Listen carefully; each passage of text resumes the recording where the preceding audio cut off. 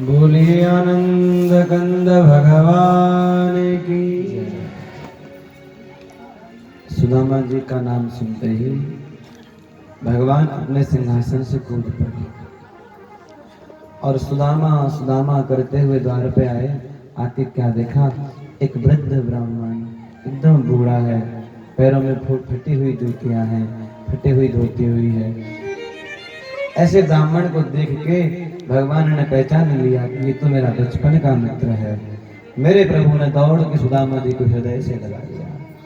आज भक्त और भगवान का ऐसा अद्भुत मिलन हुआ कि देखने वाले द्वारपाल, पहरेदार और द्वारिका वाले सब के सब आश्चर्यचकित हो गए।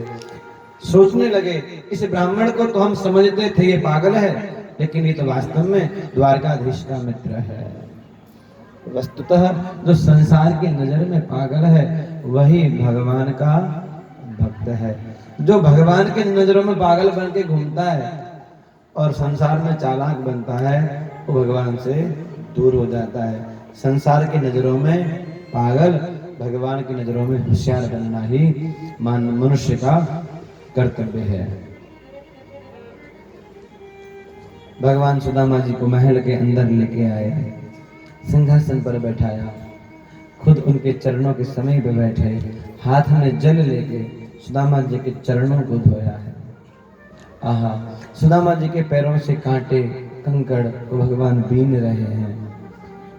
सुदामा जी के पैरों की ऐसी दशा देख के भगवान के नेत्रों से अश्रुओं की धारा बहने लगी। मेरे प्रभु ने कृपा करुणा करके सुदामा जी को धन्य कर दिया, स्नान कराया। आज भगवान ने सुदामा जी को उबटन में लगा लगा के स्नान कराया, एकदम स्वच्छ और सुंदर शरीर बना दिया। मेरे प्रभु ने अपने वस्त्र पहनने के लिए सुदामा जी को दिए हैं, सुंदर भोजन कराया। भोजन करने के बाद सायकाल हो गई, तब तक अभी तक सुदामा जी ने उस पोटली को संभाल के रखा जिसमें चिवड़ा है। अंदर महल में बैठे थे, सोचने लगे इसका क्या करूं। इतने में भगवान बिना गेट को बजाए सीधे अंदर आ गए। सुदामा जी ने वो पोटली तकिया के नीचे छुपा दी। भगवान ने कहा क्या कर रहे हो मित्र। सुदामा जी ने कहा कुछ नहीं। ये पोटली क्या है? बोले कुछ नहीं। बताओ बताओ क्या है। भगवान ने हाथ से छीन ली और देखा इसमें चिवड़ा है। भगवान कहने लगे, अरे ये तो मेरी भाभी ने मेरे लिए भेजा है। भगवान ने एक मुट्ठी भरी खा गए, दूसरी मुट्ठी भरी खा गए, तीसरी मुट्ठी चिवड़ा जैसे ही खाने लगी, तब तक रुक्मिणी जी ने आकर के हाथ पकड़ लिया और कहा, क्या करते हो? ये चिवड़ा खाओगे और कच्चा चिवड़ा खाओगे तो पेट में दर्द होगा ना। एक भाव तो ये है, दूसरा भाव ये है। लक्ष्मी जी, रुक्मिणी जी ने सोचा कि 2 मुट्ठी चिवड़ा खा के 2 लोगों की संपदा सुदामा जी को दे दी। अगर तीसरी मुट्ठी भी चिवड़ा खा जाएंगे तो तीसरा लोक भी सुदामा जी को देना पड़ेगा, फिर खुद जाके कहाँ रहेंगे। और तीसरा भाव यह है, रुक्मिणी जी ने सोचा ये अभी तक भगवान का प्रसाद बहुत पाया, लेकिन ये भक्त का प्रसाद है। भक्त के प्रसाद को तो सबको बांट के खाना चाहिए। प्रभु आप अकेले नहीं खा सकते हो, हम सब खाएंगे। इसीलिए रुक्मिणी जी ने भगवान का हाथ पकड़ लिया और वो प्रसाद सबने आपस में बांट लिया। सुदामा जी बहुत दिन तक द्वारिका में रहे। अचानक से सुदामा जी का मन किया कि इतने दिन में आराम से खा रहा हूँ, रह रहा हूँ, मेरे घर पे ना जाने सुशीला कैसी होगी। ये दुख सताने लगा। सुदामा जी ने कहा भगवान से कि प्रभु अब मैं अपने गांव वापस जाना चाहता हूँ। भगवान ने कहा चले जाओ, कोई बात नहीं। सुदामा जी जाने लगे।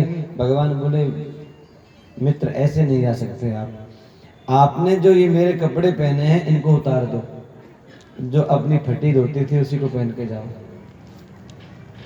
सुदामा जी माथे पे हाथ रखने लगे, सोचने लगे कि मेरी पत्नी ने इसलिए भेजा था कि द्वारिकाधीश कुछ दे देंगे, लेकिन ये द्वारिकाधीश तो जो कपड़े पहनाए थे वो भी उतरवा लिए। कोई बात नहीं, कपड़े उतार दिए। अब सुदामा जी अपनी फटी हुई जूती थी ना, वो खोजने लगे। द्वार के बाहर नहीं मिली। सोचा हे भगवान, पता नहीं कौन जूती ले गया, अब तो नंगे पैर ही जाना पड़ेगा। जाने लगे। इधर जो जूतियां थी ना, वो जूतियां भगवान ने चुरा ली। भगवान ने सोचा इन जूतियों को पहनने से मेरे भक्त को बड़ा कष्ट होता है, लेकिन इन जूतियों को मेरे भक्त ने बहुत समय तक पहना है, इन जूतियों को मैं संभाल के रखूंगा।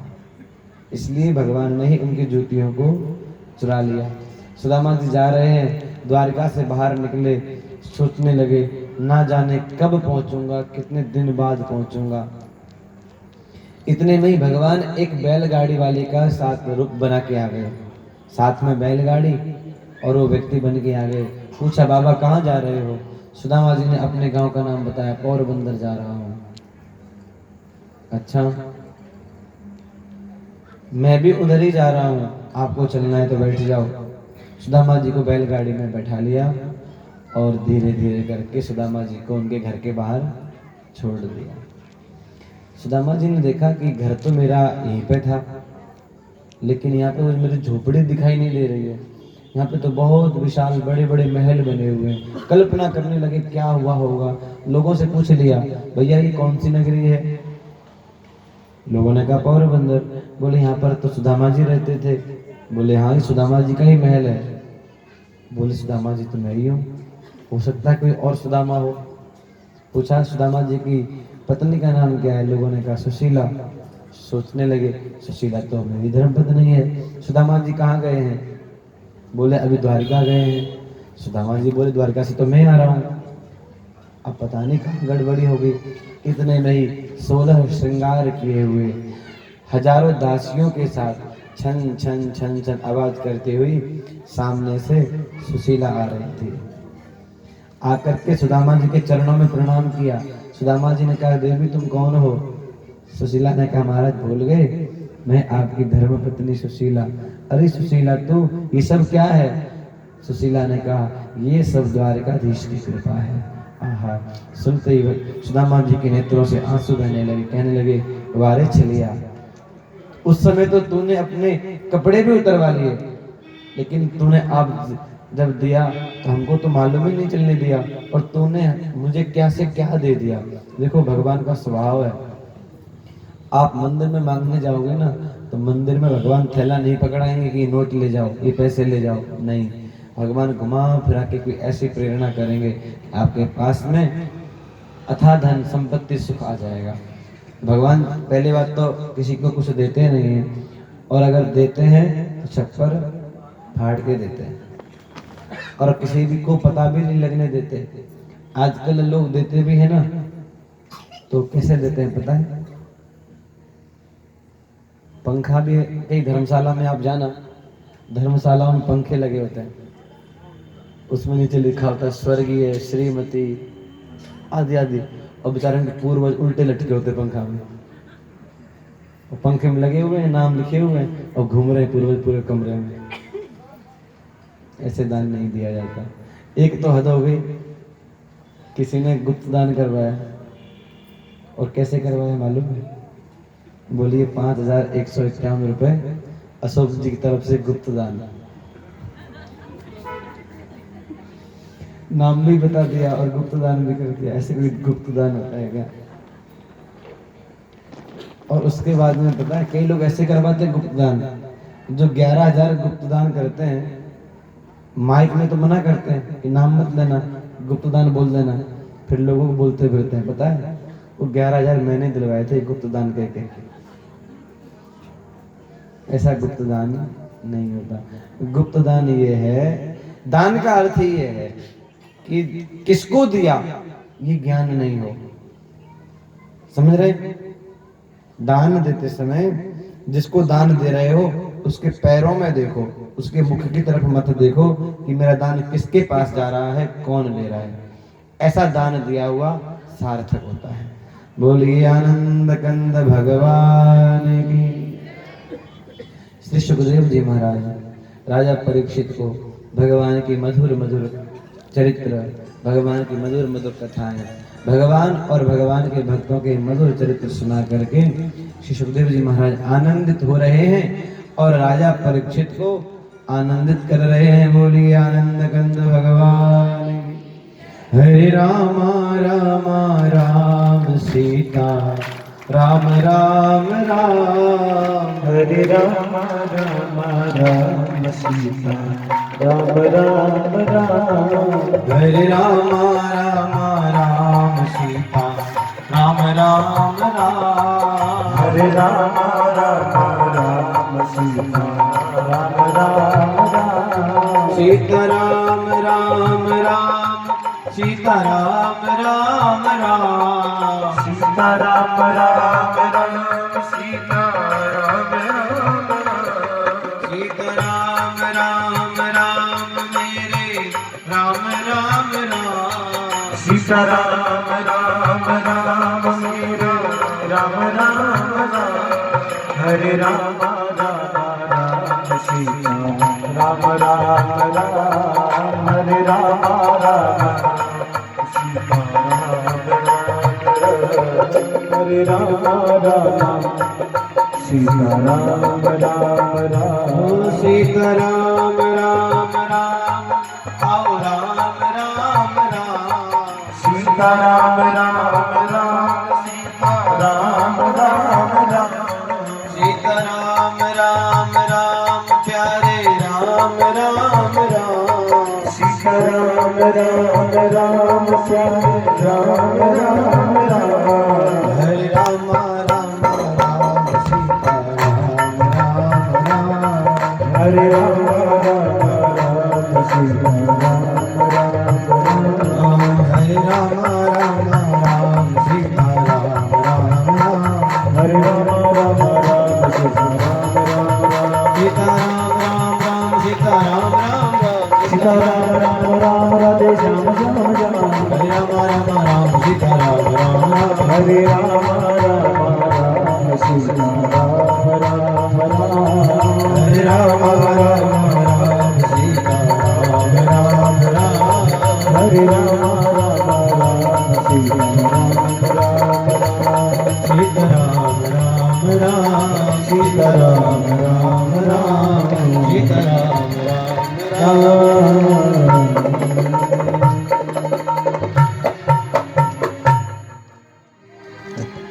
कल आपसे कोई नहीं कहेगा कि आप बात मत करो, जयकारा जोर से लगाओ, कीर्तन करो, कोई कहेगा क्या?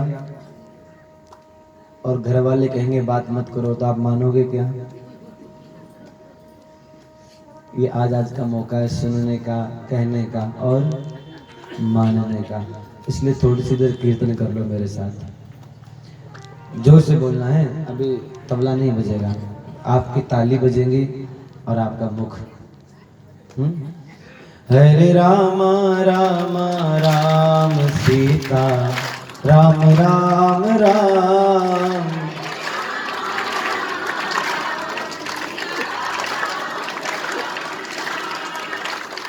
लड़ाई में कौन आगे रहता है, पुरुष या माताएं? हाँ, लड़ाई में भी माताएं। भाई लड़ाई में तो ये आगे रहती है, कोई बात नहीं, कीर्तन में तो आप लोग आगे आ जाओ, थोड़ा जोर से बोलिए। हरे राम राम राम, सीता राम राम राम,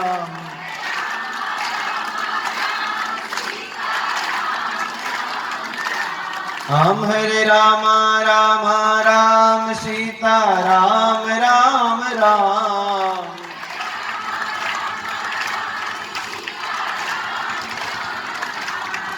हरे राम राम राम, सीता राम राम राम,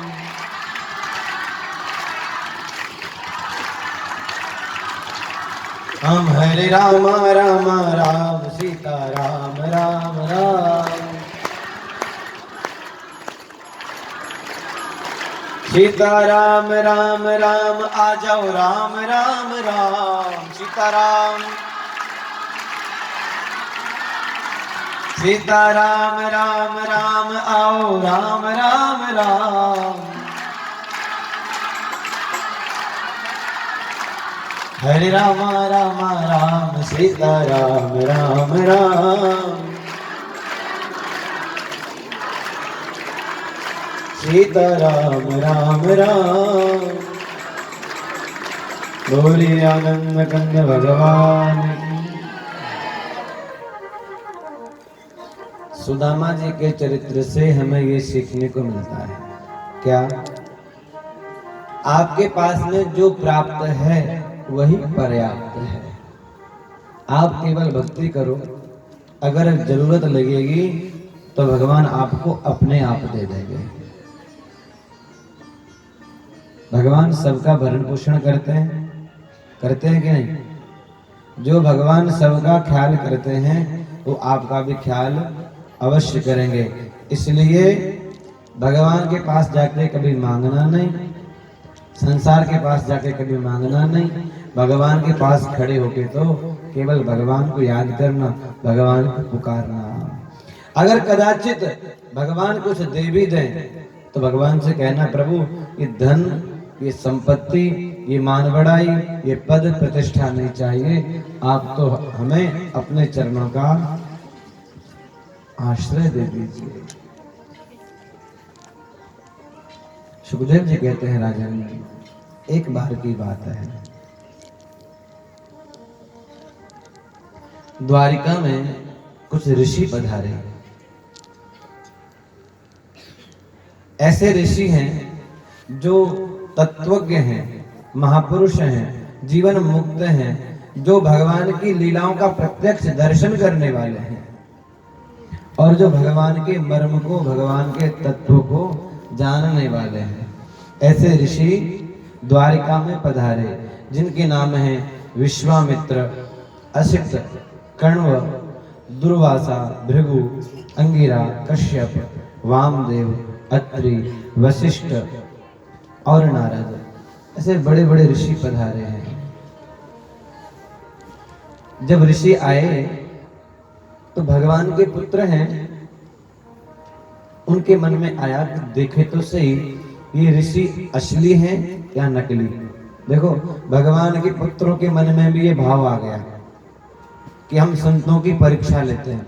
देखो संतों की परीक्षा लेने से क्या हानि होती है, ये सीखने को मिलता है। भगवान के एक पत्नी है जिसका नाम है जाम्बवती, उनका एक बेटा है जिसका नाम है सांब। भगवान के और पत्नियों के और बच्चों ने क्या किया, जाम्बवती के बेटे सांब को सुंदर लड़की के रूप में सजा दिया। एक स्त्री का वेश बना के उसके पेट पे कुछ कपड़े बांध दिए और फुला दिया और क्या कहा, ऋषियों के जाके प्रणाम किया और कहा, महाराज ये स्त्री, ये सुंदर आंखों वाली स्त्री गर्भवती है, ये जानना चाहती है इसके पेट से लड़का निकलेगा या लड़की। ऋषियों ने ध्यान धर के देखा, ऋषियों ने कहा, अरे ये तो भगवान के पुत्र हैं, पौत्र हैं, संतों की निंदा करते हैं, संतों का विनोद मजाक उड़ाते हैं, इसलिए श्राप दे दिया कि इसके पेट से ना तो पुत्र जन्मेगा ना पुत्री जन्मेगी, इसके पेट से एक मूसल प्रकट होगा, वो मूसल सारे यदुवंश का नाश कर देगा। बालक डर गए, जाके कपड़ा खोला, एक मूसल प्रकट हो गया। डर के मारे वो मूसल उग्रसेन जी के पास जाके दिखा दिया। उग्रसेन जी ने भगवान से सलाह नहीं ली, उस मूसल को घिसवा करके, चूर्ण बना करके, छोटा सा एक टुकड़ा बचा उसको भी और उस चूर्ण को भी समुद्र में फेंक दिया। समुद्र का एक स्वभाव है, समुद्र में आप कुछ भी डालो वो लेता नहीं है, वो बाहर फेंक देता है। उस चूर्ण को तो बाहर फेंक दिया समुद्र ने, उस टुकड़े को एक मछली ने निगल लिया। उस मछली को एक मछुआरे ने पकड़ा। मछुआरे ने जब मछली का पेट फाड़ा, उसमें से वो टुकड़ा निकला। वो टुकड़ा उसने एक बहेलिया को बेच दिया। बहेलिया होते जंगल में जो शिकार खेलने जाते हैं, शिकारी को दे दिया। शिकारी ने उस नुकीले टुकड़े को अपने बाण के आगे नोक में लगा दिया। भगवान ने कहा अच्छा हुआ, अगर ये द्वारिका वाले मेरे से पूछ लेते तो मैं कोई ना कोई समाधान निकाल देता, लेकिन इन्होंने मेरे से पूछा नहीं है। इसका मतलब क्या, भगवान खुद चाहते हैं कि अब द्वारिका वाले भी इस भूमंडल पे नहीं रहने चाहिए।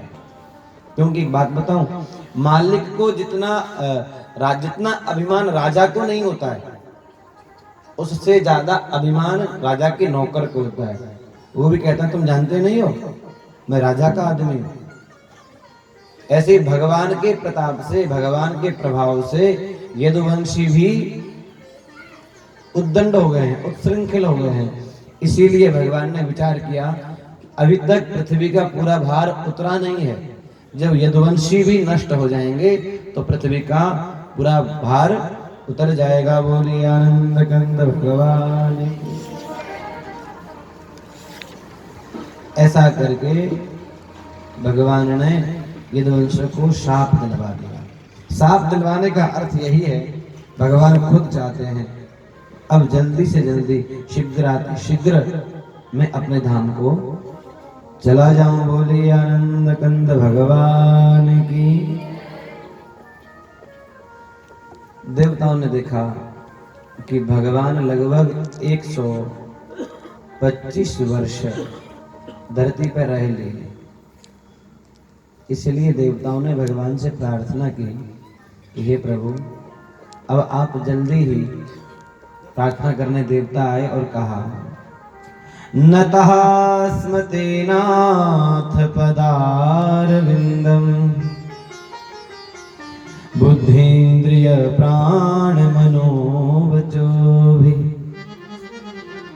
देवताओं ने कहा स्वामी, कर्मों के विकट फंदों से छूटने की इच्छा वाले मुमुक्षु जन भक्ति भाव से अपने हृदय में जिसका चिंतन करते रहते हैं, आपके उसी चरण कमलों को हम लोगों ने अपनी बुद्धि, इंद्रिय, प्राण, मन और वाणी से साक्षात नमस्कार किया है। हे प्रभु, आप स्तुति करने योग्य हैं। इस भूमंडल पर आपका भजन, आपकी महिमा, आपका नाम, आपकी कीर्ति अक्षुण्य है। गोविंद, अब आप कृपा करके इस पृथ्वी को छोड़ के अपने धाम को पधारें। भगवान ने कहा अच्छा, हम तुम्हारी बात मानेंगे। देवताओं ने कहा पंचविशाधिकम प्रभु, आप 125 वर्ष रह लिए हो, अब चलना चाहिए। भगवान ने कहा हम तुम्हारे नौकर नहीं हैं कि जैसा तुम कहोगे वैसा ही करेंगे। अरे भैया, हम अपनी इच्छा से आते हैं और हम अपनी इच्छा से चले जाएंगे। देवता लोग भगवान को प्रणाम करके चले गए। इधर भगवान के पास में उद्धव जी आए। उद्धव जी ने आके प्रणाम किया और कहा प्रभु, मैंने सुना है कि अब आप इस लीला को समेट के अपने धाम को जाना चाहते हैं। भगवान ने कहा हाँ। उद्धव जी ने कहा प्रभु, आप ऐसे अकेले नहीं जा सकते, अगर आपको जाना है तो आप मुझे साथ में लेके चलो। भगवान ने कहा नहीं, उद्धव, मनुष्य अपने कर्मों के अनुसार आता है, अकेला आता है और अकेला ही जाता है। ना तो मैं तुम्हें लेके आया था और ना मैं तुम्हें लेके जाऊंगा। इस पृथ्वी पे अभी तुम्हारी आवश्यकता है। मैंने अपना कार्य पूरा किया, लेकिन अभी तुम्हें रहना पड़ेगा, इसमें तुम अभी नहीं जा सकते। और भगवान ने उद्धव जी को उपदेश किया। भगवान कहते हैं उद्धव, मनुष्य को चाहिए कि अपने मन को संसार के इंद्रियों से, संसार के सुख से हटा ले। सबसे पहले समस्त इंद्रियों को अपने बस में कर ले। अपने इंद्रियों की बागडोर को अपने हाथ में ले ले। केवल इंद्रियों की नहीं, अपने चित्त की भी बागडोर अपने हाथ में ले ले। ऐसा अनुभव करे यह सारा जगत अपने आत्मा में ही फैला हुआ है। और आत्मा मुझ सर्वात्मा इंद्रियातीत ब्रह्म से एक है, अभिन्न है। जब वेदों का मुख्य तात्पर्य निश्चय रूप ज्ञान है और अनुभव रूप विज्ञान से भली भांति संपन्न होकर तुम अपने आत्मा के अनुभव में ही आनंद मग्न रहोगे और संपूर्ण देवता आदि शरीरधारियों के आत्मा हो जाओगे, इसलिए किसी भी विघ्न से तुम पीड़ित नहीं हो सकोगे। भगवान ये कहना चाहते हैं कि ये सारा ब्रह्मांड के अंदर जो लीला हो रही है वो हमारे चित्त में हो रही है, हमारे हृदय में हो रही है। जब सब ब्रह्मांड अपने चित्त में देखोगे तो बाहर की कोई भी क्रिया आपको दुख नहीं दे पाएगी। यूं समझ लीजिए, आपके दांतों से आपकी जीभ कट जाए तो क्या आपको दांतों के ऊपर गुस्सा आता है?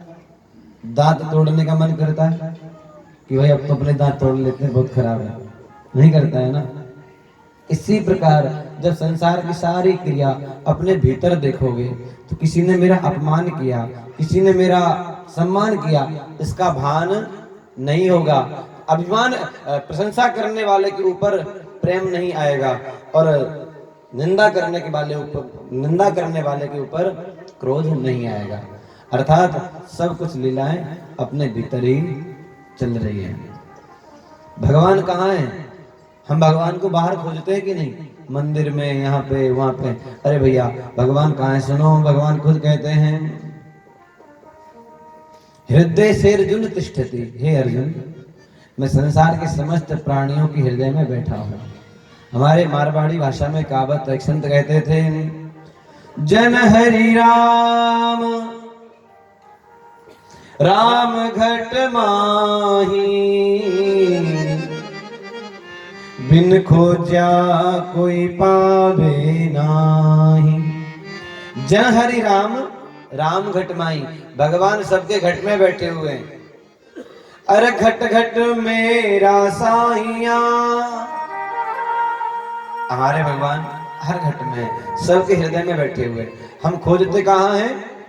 बाहर। भगवान बाहर है नहीं तो बाहर मिलेंगे भी नहीं। अरे भैया, जो चीज इस हाथ में है वो इस हाथ से प्रकट कैसे हो जाएगी? इसी हाथ को खोल के देखो, वो चीज मिल जाएगी। भगवान आपके हृदय में तो कह रहे हैं, जन हरि राम राम घट माही, बिन खोजा कोई पावे नाही। समझ गए? भगवान अपने हृदय में बैठे हुए हैं, लेकिन मिलेंगे कैसे? बोले बिना खोजे भगवान नहीं मिल सकते। भगवान है हृदय में, खोज रहे हैं हम बाहर, भगवान नहीं मिलेंगे। एक कहानी सुनेंगे। भगवान है कहाँ, हम खोज कहाँ रहे हैं। एक ट्रेन में, रेलगाड़ी में एक सेठ जी चढ़े। उनके पास में एक बैग था जिसके अंदर 4 लाख रुपए थे। कितने? बहुत होते हैं ना। वो लेकर के चढ़ गए ट्रेन के अंदर। एक चोर को मालूम चल गया कि सेठ जी के बैग में बहुत रुपए हैं। उसने सेठ जी का पीछा किया। सेठ जी ने देखा गड़बड़ हो गई, ये तो चोर है। इतने में ही ट्रेन एक सुरंग से निकली। सुरंग समझते हो? पहाड़ के नीचे से। ट्रेन जब दिन में पहाड़ के अंदर से निकलती है तो ट्रेन में अंधेरा हो जाता है, क्योंकि लाइट तो बंद हो जाती है। चोर ने क्या किया, सेठ जी के बैग में हाथ डाला और खूब खोजा, पैसे नहीं मिले। जैसे ही सुरंग खत्म हुई फिर अपनी सीट पर बैठ गया। दूसरी सुरंग आई, फिर से सेठ जी के बैग में हाथ डाला, खूब खंगोला, पर पैसे नहीं मिले। तीसरी सुरंग आई, बहुत देर बाद फिर हाथ डाला, फिर खोजा, पैसे नहीं मिले। चौथी और अंतिम सुरंग आई, फिर हाथ डाला, फिर पैसे नहीं मिले। सेठ जी उतरने लगे। स्टेशन आ गया उनका, सेठ जी उतरने लगे। चोर ने कहा, सेठ जी एक बात है। क्या? मैं जानता हूं आपके पास पैसे हैं, लेकिन मेरे को मिले क्यों नहीं? सेठ जी बोले, भैया मिलते कैसे? मेरे को मालूम चल गया था तू चोर है, इसलिए मैंने पैसे अपनी बैग में से निकाल के तेरी बैग में रख दिए। तू रास्ते भर मेरी बैग को संभालता रहा, मेरी बैग में पैसे ढूंढता रहा, नहीं मिले। अंतिम सुरंग आया, तू मेरे बैग को खोज रहा था, मैं तेरे बैग को खोज रहा था। मैंने उसमें से निकाल लिए और तेरे को मेरे बैग में कुछ नहीं मिला। इसका मतलब क्या? भगवान तो आपके बैग में रखे हैं, आपके हृदय में रखे हैं। आप भगवान को बाहर कहाँ खोजने जाते हैं? भगवान कहाँ हैं? पैसे कहाँ हैं? चोर की बैग में। ऐसे भगवान कहाँ हैं? आपकी बैग में, अर्थात आपके हृदय में भगवान बैठे हैं। आप भगवान को भीतर खोजिए, भगवान भीतर मिलेंगे, बाहर मिलने वाले नहीं हैं। बोले आनंद कंद भगवान की। जब ये बात कही तो उद्धव जी ने कहा, प्रभु ये बात समझ में नहीं आती, आत्मा को परमात्मा में लीन कर दें और हृदय के अंदर संसार को देखें, संसार की लीलाओं को भीतर ही समझें, ये बात समझ में नहीं आती। आप मुझे कुछ बात अलग बताओ जो सहज हो और सरल हो। तब भगवान ने कहा, देखो भैया, ये जो सहज और सरल बात तुमने मुझसे पूछी है, यही बात मैं तुमको बताता हूँ। एक बार हमारे पूर्वज महाराज यदु ने ये प्रश्न भगवान दत्तात्रेय से किया था। एक बार महाराज यदु भगवान कृष्ण के वंशज वन में घूमने के लिए गए, शिकार खेलने के लिए। शिकार खेलते खेलते इन्होंने भगवान दत्तात्रेय को देखा, जिनके शरीर पे एक भी कपड़ा नहीं, रहने के लिए कोई घर नहीं, खाने पीने के लिए कोई वस्तु नहीं, और शरीर ऐसा लगता है मानो बहुत बड़े पहलवान है। मुखमंडल का अद्भुत तेज है। यदु जी ने पूछा, महाराज रहने के लिए जगह नहीं, खाने के लिए अन्न नहीं, और कोई भी भूमि कुछ भी आपके पास है नहीं, उसके बाद भी आपका मुखमंडल इतना आनंद में कैसे रहता है? क्या कारण है? ये मस्ती आपके भीतर कहां से आई? दत्तात्रेय जी ने कहा, ये मस्ती मेरे अंदर आई है 24 गुरुओं से। कितने गुरु? बोले महाराज 24 गुरु हैं आपके, कौन कौन है? बोले भैया मत पूछो, मेरे जो गुरु हैं उनको खुद को ही नहीं पता कि मेरा कोई दत्तात्रेय नाम का शिष्य भी है। कौन कौन गुरु है? तो कह रहे हैं, पृथ्वी वायुराकाश। पृथ्वी, वायु, आकाश, जल, अग्नि, चंद्रमा, सूर्य, कबूतर, अजगर, समुद्र, पतंग, भौरा, मधुमक्खी, हाथी, शहद निकालने वाला, हिरण, मछली, पिंगला, वेश्या, कुकर, पक्षी, बालक, कुमारी, कन्या, बाण बनाने वाला, सर्प, मकड़ी और भृंगी कीट, ये मेरे 24 गुरु हैं। अपने जब पढ़ने जाते हैं स्कूल में तो कितने गुरु होते हैं वहां पे? एक संस्कृत का होता है, एक हिंदी का होता है, एक गणित का होता है, एक विज्ञान का होता है, एक कला का होता है, आर्ट का, अलग सब बहुत सारे गुरु होते हैं। देखो ये तुम जानता नहीं है, क्योंकि मैं तो पढ़ा लिखा हूं। हंसने की बात नहीं है, मैं दूसरी क्लास पढ़ाऊं केवल, आप मानेंगे नहीं। कितने क्लास? 2 क्लास पढ़ा, तो मुझे पता ही नहीं कितने विषय होते हैं, वो भी नहीं पता मुझे। तो ये 24 गुरु हैं। देखो गुरु कैसा होना चाहिए? गुरु ऐसा नहीं होना चाहिए कि आप उसके पास में गए, आपने उसको प्रणाम किया और उसने आपसे पैसे मांग लिए, आपने गुरुजी को 2000 रुपए चढ़ा दिए और आप चले गए। उधर आप परेशान, इधर गुरुजी की तो मौज होगी पैसे लेकर के। ऐसा नहीं होना चाहिए।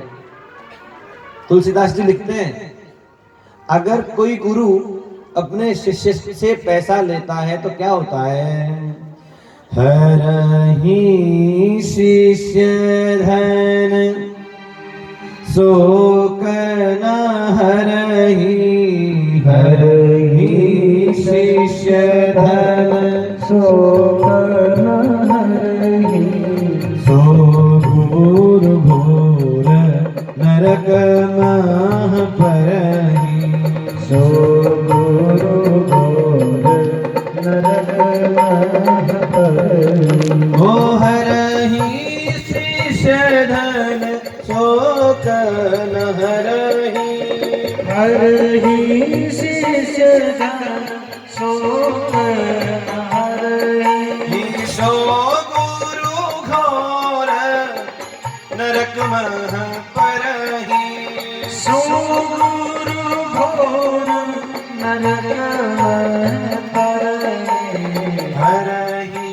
शीश धन शोक न हरहि सो गुरु घोर नरक मह परहि हरहि शिष्य धन शोक न हरहि सो गुरु घोर नरक मह परहि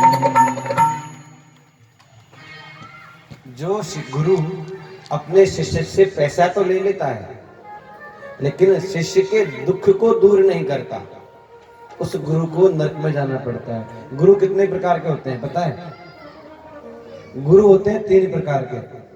कौन कौन से? एक लक्कड़, एक फक्कड़ और एक पत्थर। लक्कड़, फक्कड़ और पत्थर, ये 3 प्रकार के गुरु होते हैं। 3 प्रकार के गुरु ऐसा समझ लीजिए, एक गुरु है जो पत्थर है। पत्थर गुरु का अर्थ है पत्थर की नाव। पत्थर की नाव बन जाएगी, बन तो जाएगी, लेकिन उस नाव में जो बैठेगा नाव भी डूबेगी और बैठने वाला भी डूबेगा। तो पत्थर गुरु का जो आश्रय लेगा, पत्थर गुरु कौन है? जिसके अंदर विवेक नहीं है, साधन नहीं है, सत्संग नहीं है, केवल इतना भाव है कि शिष्य पैसा दे दे। और संत कहते हैं गुरु लोभी शिष्य लालची। गुरु जी को लोभ है कि अगर मेरे 10,000 शिष्य बन जाएंगे, अगर 1 रुपए भी चढ़ाएंगे एक एक करके, एक साथ में 10,000 रुपए। कोई महाराज 11,000 चढ़ा देता है, कोई 500, कोई 800, तो खूब रुपए हो जाते हैं। तो गुरु जी को ये लोभ है। और शिष्य के मन में क्या है? अरे भाई अगर गुरु जी को दे देंगे तो हमारा पैसा और बढ़ जाएगा। तो कह रहे हैं गुरु लोभी शिष्य लालची, दोनों खेले दांव, और दोनों डूबे परशुराम, बैठ पत्थर की नाव। तो जो पत्थर गुरु होते हैं वो पत्थर की नाव के जैसे होते हैं। ऐसे गुरुओं का जो सहारा लेगा वो भी नरक में जाएगा, और गुरु जी का तो टिकट पक्का है। बोले आनंद कंद भगवान। एक गुरु होते हैं फक्कड़, लक्कड़, पत्थर हो गया लक्कड़। लक्कड़ गुरु कैसे हैं? लकड़ी की नाव के जैसे। आहा, लकड़ी की नाव में जो बैठे वो पार। लकड़ी की नाव डूबती नहीं है। कब तक नहीं डूबती? जब तक लकड़ी की नाव में पानी नहीं भर जाता। इसी प्रकार जो लक्कड़ गुरु हैं, अर्थात जो खुद भी पार होने की क्षमता रखते हैं, दूसरे को भी पार कर सकते हैं, लेकिन कब तक? जब तक उनका संबंध संसारियों से नहीं हो जाता। अगर संसारियों से संबंध हो गया तो खुद भी डूबेंगे, औरों को भी डुबो देंगे। तो लक्कड़ गुरु की विशेषता यही है, उनका कोई चरण पकड़ ले तो भवसागर से पार कर देते हैं। और एक गुरु होते हैं फक्कड़। फक्कड़ गुरु कैसे हैं?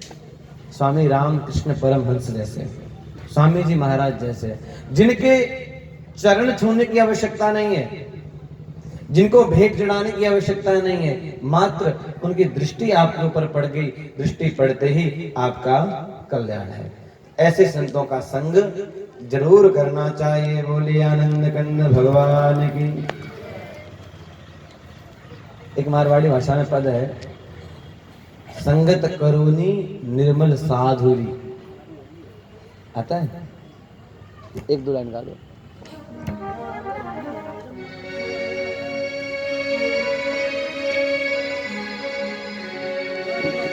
संगति करो निर्मल सागरी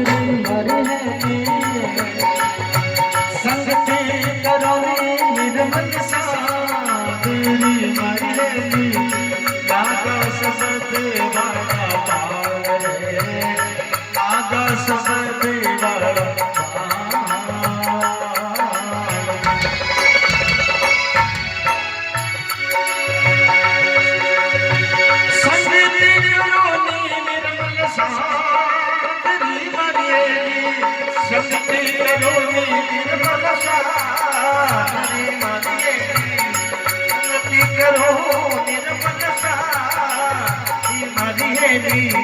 नागर सबदी जवान नागर सबदी बलवान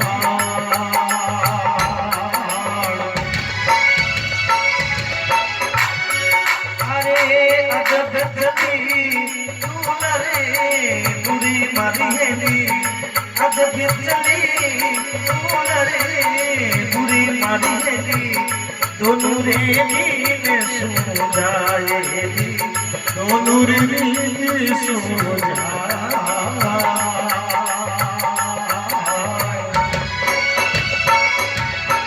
संगत करे तेरी मारी अरे संगत करे निर्मल सागरी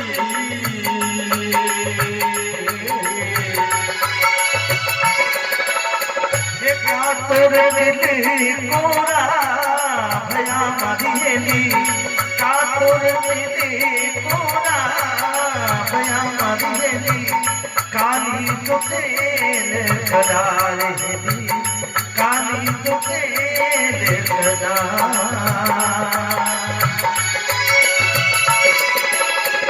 संगति करो निर्मल निर्मल अच्छा सागरी मरेली ये संगति करो निर्मल संगरी मरेली लागा सबद बाण मारी लागा सबद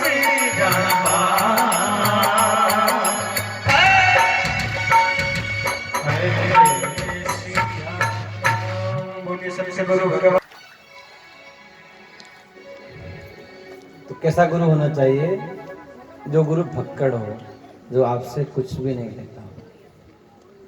देखो, गुरु फिर कैसा भी हो नहीं, लेकिन योग्य होना चाहिए शिष्य। इस विषय में दृष्टांत सुनिए। कल एकादशी है। आप में से कितने लोग हैं जो एकादशी व्रत करते हैं? इतने लोग ही करते हैं बस। देखो, एकादशी के दिन, ठीक है, अब हाथ नीचे कर सकते हैं। एकादशी के दिन जो अन्न खाता है और जो अन्न को छूता है और जो अन्न का दान देता है, उसको पाप लगता है। एकादशी के दिन अन्न नहीं खाना चाहिए। अरे रोज तो भरपेट खाते ही हो, लपेट लपेट के ये भी ले लो, वो भी ले लो, और ये पता नहीं क्या क्या खाते हो। अगर एक दिन अगर छोड़ दोगे तो क्या बिगड़ जाएगा? कुछ बिगड़ेगा क्या? अब कौन कौन करेगा एकादशी का व्रत? देखो, आज अंतिम दिन है, मुझे छूट मिली हुई है क्या कि महाराज जो कुछ कहना अंतिम दिन कह सकते हो आप। एकादशी का व्रत सबको करना चाहिए। अच्छा चलो, कौन कौन नहीं करेगा हाथों पर करो।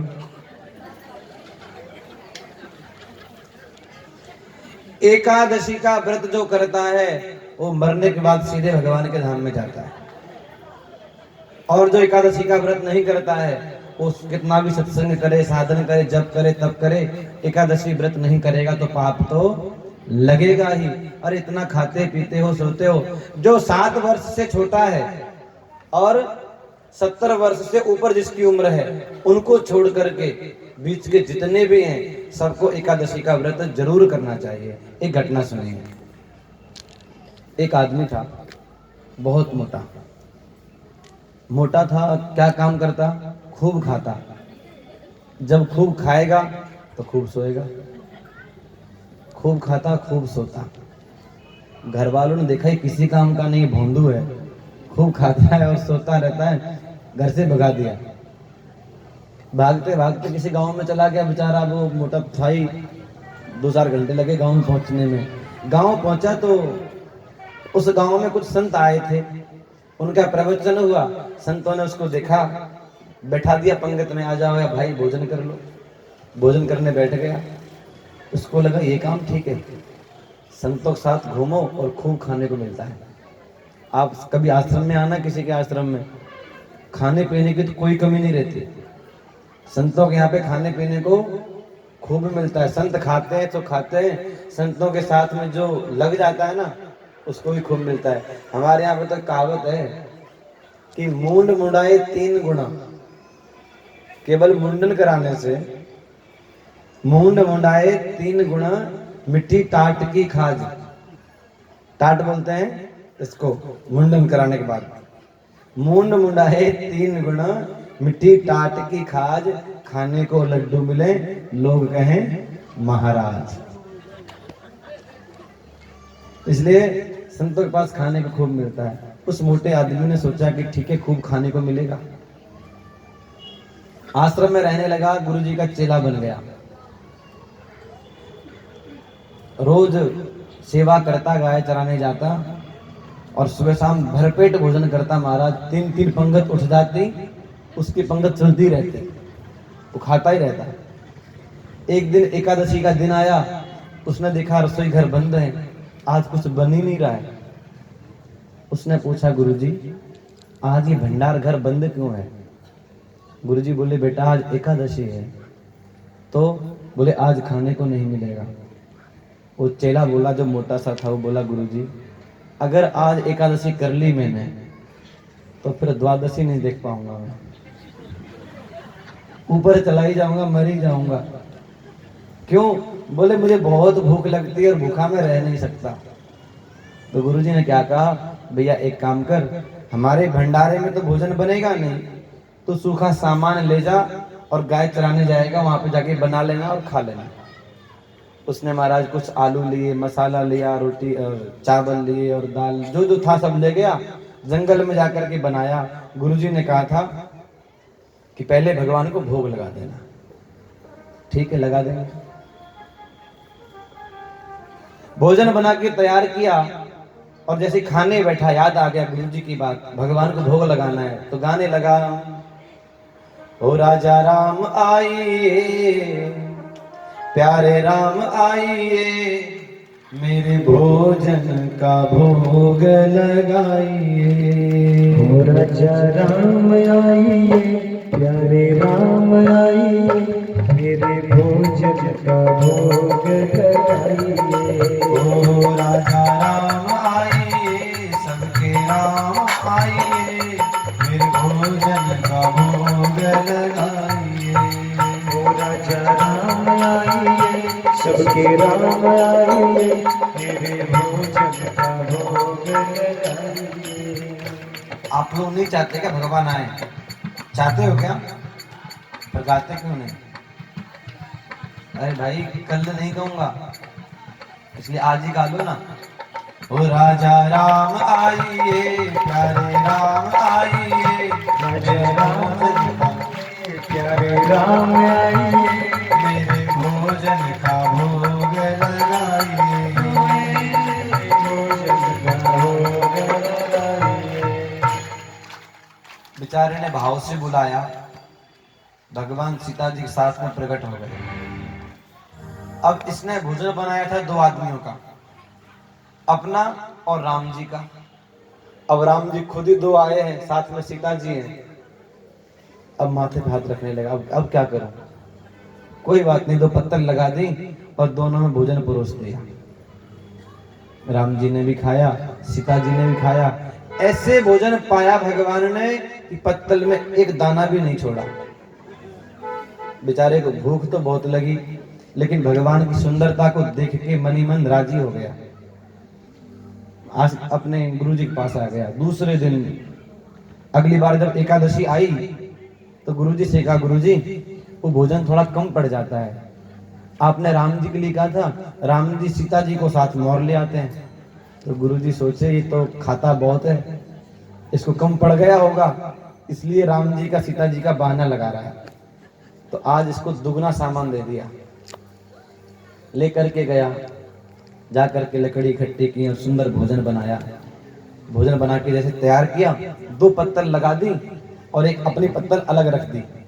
इसमें मैं पाऊंगा, इसमें राम जी और सीता जी पाएंगे। अब गाने लगा, ओ मेरे राम आइए, सीता राम आइए, मेरे भोजन का भोग लगाइए। मेरे राम आइए, सीता राम आइए, मेरे भोजन का भोग लगाइए। ओ सीता राम आइए, मेरे राम आइए, मेरे भोजन का भोग लगाइए। ओ राजा राम आइए, सीता राम आइए, मेरे भोजन का भोग लगाइए। इस बार राम जी, सीता जी और लक्ष्मण जी 3 आए। अब फिर देखा 3 लोगों को, तो ये भोजन भट्ट दुखी हो गया, बोले 2 तो ठीक थे, अब 3 आने लगे, अब मेरे लिए कुछ नहीं बचेगा। और राम जी ने और सीता जी ने, लक्ष्मण जी ने बड़े ही प्रेम से भोजन पाया और ये बड़े भाव से बनाता था। जो खूब खाने वाला होता है ना, ध्यान देना कभी भी, जो खूब चटोरा बोलते हैं ना, जैसे जो खूब खाता है, तरह तरह की खाने की आदत होती है, वो बनाता भी अच्छा है। तो राम जी के प्रेम में वो पागल सा हो गया, बढ़िया भोजन बनाता, राम जी भी खा गए, सीता जी और लक्ष्मण जी तीनों सब कुछ खत्म कर गए। बेचारा मन ही मन गुस्सा आया कि अभी पहले बता देते तो क्या बिगड़ जाता। कोई बात नहीं, पर राम जी, लक्ष्मण जी, सीता जी सुंदर बहुत हैं, इसलिए मन में राजी हो जाता। अगली बार फिर एकादशी आई, गुरुजी से फिर कहा, गुरुजी वो सामान कम पड़ जाता है, थोड़ा और बढ़ा दीजिए। गुरुजी ने कहा, कितना खाता है?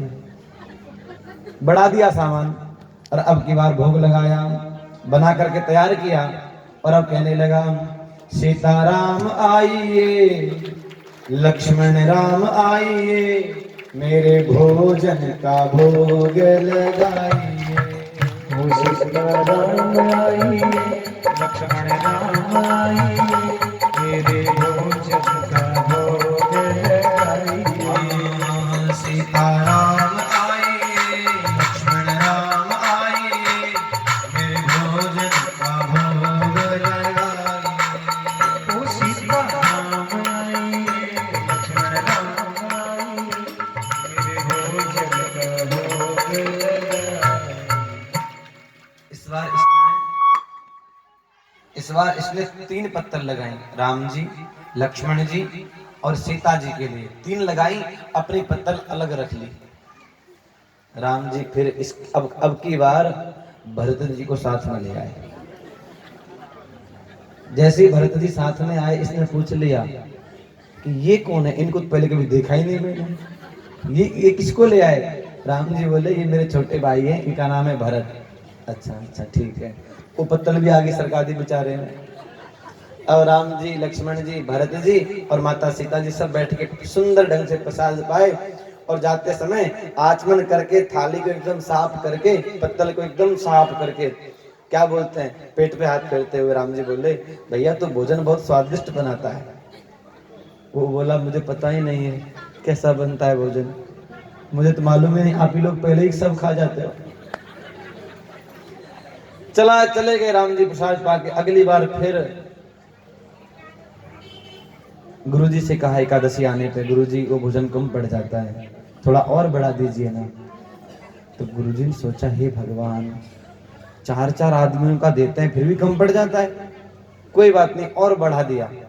और अब की बार जाके उसने जंगल में भोजन बनाया, और राम जी के लिए, लक्ष्मण जी के लिए, सीता जी के लिए, भरत जी के लिए 4 प्लेट, 4 पत्तल बिछा दी, भोजन परोस दिया, अपनी एक पत्तल अलग रख ली, और कहने लगा, ओ सीता राम आइए, लक्ष्मण राम आइए, भरत राम आइए मेरे भोजन का भोग लगाइए। ओ सीताराम आइए, लक्ष्मण राम आइए, भरत राम आइए, मेरे भोजन का भोग लगाइए। मेरे सीताराम आइए, लक्ष्मण राम आइए, भरत लाल आइए, मेरे भोजन का भोग लगाइए। ओ सीताराम आइए, लक्ष्मण राम